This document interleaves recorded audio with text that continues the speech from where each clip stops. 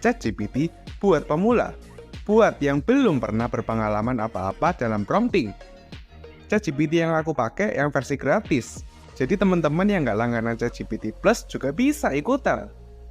Yuk, langsung aja kita belajar bareng. Kalau kita mau pandai dalam menggunakan ChatGPT, kita tentu harus tahu dulu gimana cara kerja ChatGPT-nya. ChatGPT ini dilatih dengan menggunakan data yang sangat luas dari berbagai sumber. Nggak hanya dari internet aja, tapi dari buku, artikel, jurnal, dan lain sebagainya. Dia ini dilatihnya dengan metode unsupervised learning. Buat yang belum tahu, dua metode besar dalam pelatihan AI adalah supervised learning dan unsupervised learning. Kalau supervised learning, data-data sudah dilabeli dengan jawaban yang benar. Sebaliknya, kalau unsupervised learning, data-datanya nggak dilabeli. Jadinya AI-nya harus bisa menganalisis data-data itu untuk menemukan jawaban yang benar. ChatGPT ini menggunakan metode unsupervised learning. Dia mempelajari data-data yang diberikan kepadanya, mirip kayak manusia saat mempelajari suatu ilmu. Terus, saat ChatGPT-nya ini diberi pertanyaan atau perintah, dia akan merespons dengan dalam tanda kutip pengetahuan yang dari hasil belajarnya itu. Data-data yang diberikan kepadanya ini, baik kualitas dan kuantitas, dua-duanya berperan penting dalam pelatihan ChatGPT. Semakin banyak training data, semakin fasih ChatGPT mengerti bahasa manusia, meliputi grammar, sintaks, dan semantik. Sekarang, mari kita lihat cara memberi prompt yang tepat kepada ChatGPT. Kita perlu tahu, ada beberapa jenis prompt yang bisa kita beri yang nggak kita sadari. Yang pertama, kita bisa memberi prompt untuk mencari informasi. Misal, apa sungai terpanjang di dunia? Yang kedua, kita juga bisa memberi prompt untuk memberi perintah.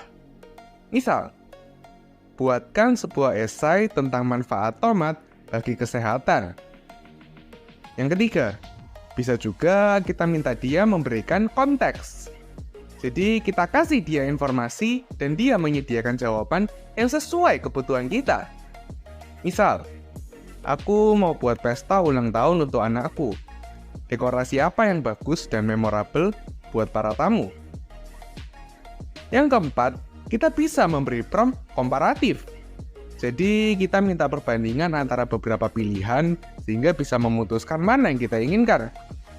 Misal, apa kelebihan dan kelemahan pilihan A dibandingkan dengan pilihan B? Yang kelima, kita juga bisa berdiskusi dan meminta pendapat, guys. Misal, apa yang akan terjadi jika manusia bisa menjelajah dalam waktu? Yang keenam, kita bisa memberikan prompt reflektif yang bertujuan agar kita lebih mengenali diri sendiri, mindset kita, serta tindakan kita. Kalau prompt ini arahnya lebih ke membantu perkembangan diri dan pemberian motivasi. Kita perlu kasih dia beberapa informasi tentang diri kita agar dia bisa memberikan insight. Dan yang terakhir, yang ketujuh, ini adalah prompt yang paling sering dipakai. Prompt ini memberikan ChatGPT sebuah peran dan kita minta dia melakukan tugas tertentu sesuai dengan peran itu. Misal, kita minta dia jadi seorang penulis buku ilmiah handal, lalu kita minta dia untuk menuliskan tentang suatu topik ilmiah.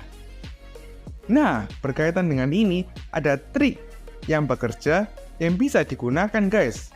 Namanya 5W Framework. Yang pertama, who.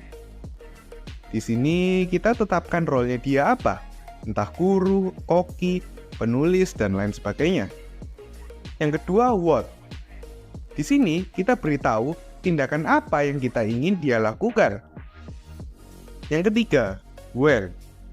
Di sini kita berikan timeline yang kita inginkan untuk memenuhi suatu tindakan tertentu. Yang keempat, where. Di sini kita berikan lokasi atau konteks dari prompt. Dan yang kelima, why. Di sini kita berikan alasan mengapa kita mau melakukan tindakan itu, serta goal yang kita inginkan apa. Ini ada satu contoh, guys. Coba perhatikan. As a coding tutor, your role is to create personalized study plans to help individuals learn how to code. Your responsibilities will include understanding the goals, time commitment, and preferred learning resources of a student, and using that information to develop a comprehensive study plan with clear timelines and links to relevant resources. You should be able to adapt your teaching style to meet the individual needs of a student and provide ongoing support and guidance throughout the learning process. Your ultimate goal will be to help a student develop the skills and knowledge they need to achieve their coding goals. Nah, prom ini mesti kita tambahin apa yang mau kita pelajari, waktu belajar yang diinginkan, dan goal yang ingin kita capai. Semakin banyak detail yang kita beri, akan semakin bagus guys, akan semakin tepat sasaran.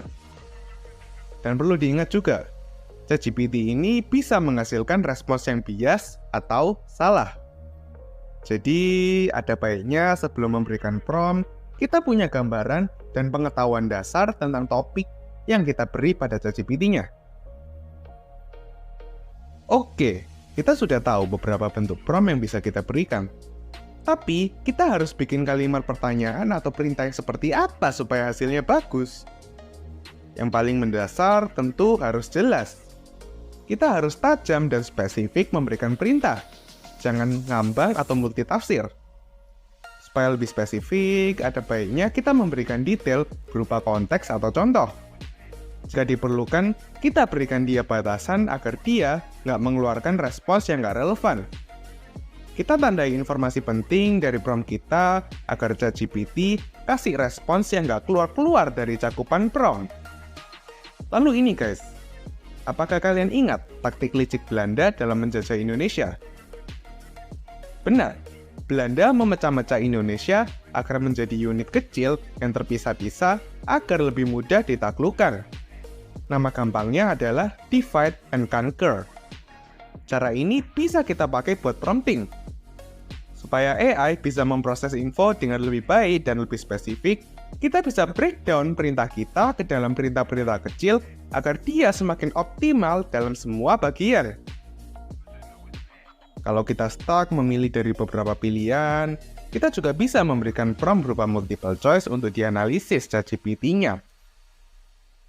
Kalau kita butuh informasi detail dan breakdown dari suatu topik kompleks, kita bisa minta ChatGPT buat memberikan respons dalam cara yang lebih mendalam dengan membreakdown setiap langkah. Artinya, kita minta penjelasan step by step. Kalau kita meminta saran dari ChatGPT, ada baiknya kita mendorong ChatGPT-nya untuk berpikir kritis agar respons yang dihasilkannya berdasarkan logika yang realistis. Terakhir, kalau kalian merasa kurang puas dengan respons yang diberikan ChatGPT, kalian bisa memprompting ulang dengan cara yang berbeda atau memberikan lebih banyak konteks. Ulangi ini terus sampai kita mendapatkan respons yang kita inginkan. Selanjutnya, tentu saja kita harus verifikasi hasil dari respons yang diberikan. Kita harus pastikan keakuratan dan ke-up-to-date-annya. Supaya nggak ngambang, yuk langsung aja kita lihat contoh nyata. Misal, aku mau mulai belajar coding dengan teknologi front-end. Aku mau bertanya, di mana tempat yang bagus untuk belajar? Jangan hanya memberikan perintah singkat seperti, where can I learn about front-end development? Tapi coba beri yang lebih spesifik. Pertimbangkan contoh ini.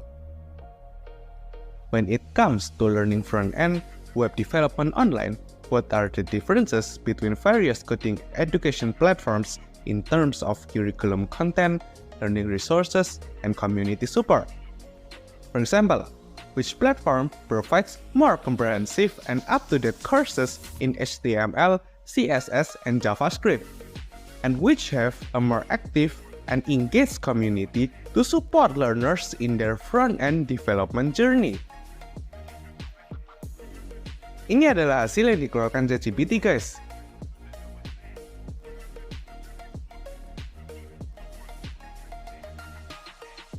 Bisa kita lihat bahwa jawabannya detail dan informatif, karena kita beri banyak konteks padanya. Perlu diingat, guys, ChatGPT tentu punya keterbatasan. Kalau training datanya nggak lengkap dalam suatu topik, dia mungkin tidak bisa memberikan respons yang paling akurat. Dia juga bisa menemukan kesulitan jika berhadapan dengan bahasa input yang kompleks. Dan lebih jauh lagi, kalau berhadapan dengan hal-hal yang berhubungan dengan perasaan manusia, dia tidak bisa. Jadi, banyak respons yang diberikannya yang berhubungan dengan behavior manusia normal tidak bisa dipercayai secara penuh. Untuk menghadapi kelemahan-kelemahan ini, sekali lagi, ada baiknya saat prompting sesuatu pada ChatGPT, kita punya gambaran dan pengetahuan dasar tentang topik dari prompt kita. Oke guys, so itulah gimana cara memberikan prompt yang efektif pada ChatGPT. Video ini untuk yang benar-benar pemula, dan untuk orang yang hanya ingin memaksimalkan penggunaan ChatGPT tanpa ingin bekerja dalam bidang prompt engineering. Tapi kalau kalian ingin belajar lebih dalam, sudah banyak sekali pelatihan-pelatihan di internet. Kalian bisa cari yang cocok sama kalian. Thanks for watching teman-teman. Jika kalian merasa tutorial ini bermanfaat, jangan lupa subscribe agar tidak ketinggalan info-info menarik tentang AI dan teknologi terkini di channel EV Code. Alright, see you in the next video.